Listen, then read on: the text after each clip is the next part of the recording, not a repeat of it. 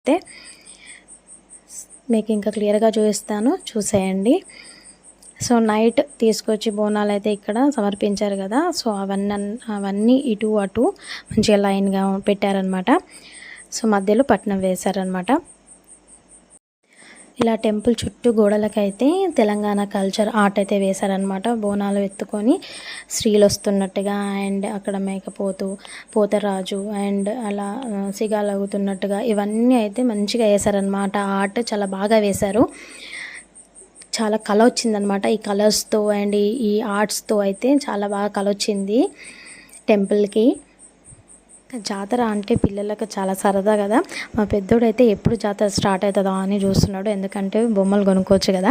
అందుకని కొన్న తర్వాత ఇంకా దాన్ని ఒక 2 నిమిషాలు కూడా ఉంచారనమాట.